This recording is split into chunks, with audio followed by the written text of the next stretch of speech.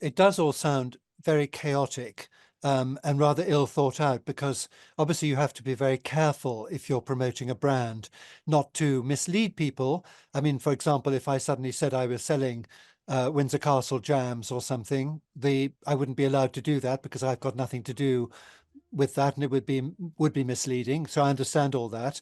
So it occurs to me that she probably hasn't had very good advice, or indeed, if she has had advice, that she's not taking it, which seems to be rather in character.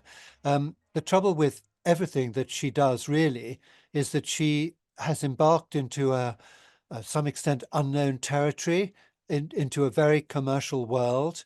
And if you do that, you need to cross all the T's and make sure everything is in place and get it right, because you're competing basically with the big boys, I suppose.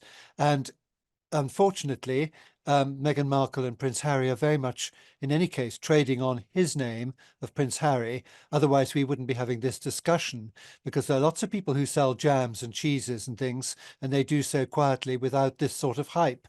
So that's really the problem. And I've always been worried on their account that they rely so much on celebrity and the royal connection that unless they keep coming up with new things the whole time, um, they are going to gradually fall into a sort of obscurity, because uh, in America particularly, everybody wants the newest thing, and they want everybody to be alert to the greatest new excitement. And if they can't come up with anything particularly special, and if it all goes wrong, it's not going to help them very much. And as I've said before, they also have a very expensive lifestyle, paying for the residence in Montecito, security, bring up their children, and so forth. If you see Prince Harry arrive at the airport, there seem to be a couple of Range Rovers draw up and lots of people around. All this is very expensive. Everything seems to be very much attached to their titles. I mean, if they were really keen to do that, they would volunteer to surrender the titles. I mean, we know they're not allowed to use the Royal Highness bit, but certainly they still use the Duke and Duchess of Sussex, and that's why they get so much attention. So I'm not so sure that I'm convinced that she's trying to be an independent businesswoman. I'm afraid that everything seems to rely very much on their names. It does sound very inefficient, and we know that a lot of advisors have left. We don't always know why they've left, but given so many of them do, presumably it's a kind of a personality clash with their employers. And so that's a bad sign. And then if she hasn't, signed the papers and sent in enough money and only registered 17 instead of 19, as I say, that's grossly inefficient, and just shows that the whole thing is a bit chaotic, and that either advice hasn't been accepted or advice isn't being given. It can't be terribly difficult to get that sort of thing right. So if she can't get that right, it just shows to me that the whole thing is, as I say, rather chaotic.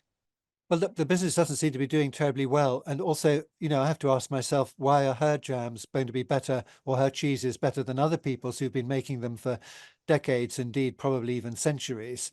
And, you know, she's not the first celebrity to brand something, give it her name and so forth, in the hope that people will buy it. But if she's not allowed to use the name and she doesn't get the paperwork correct, then the whole thing is going to collapse. And that does seem to be indicative of what's happening over there. So it's not a good sign. Well, I don't really know what her character is, except that, she's my theory is that they have to keep on coming up with new ideas and new projects, and it's going to be rather difficult to see what they are. I mean, at one time, people were very interested to hear their views on the royal family, which were pretty disagreeable, and we got that in the Oprah Winfrey interview, and the book Spare, and the Netflix documentaries, and one or two other interviews since then. Um, they probably said it all there. We're going to lose interest, aren't we? I mean, in a general sense. I think that obviously the sort of people that I talk to in America aren't greatly enamored with what they're doing. I can't speak for the whole of America, obviously, but the impression I get is that their their star is slightly sort of on the wane, and the people aren't as interested as they used to be, and that's only natural. You have to really be Madonna or somebody like that, who is highly professional, albeit quite tricky, in order to keep reinventing yourself and coming up with things to keep yourself in the limelight.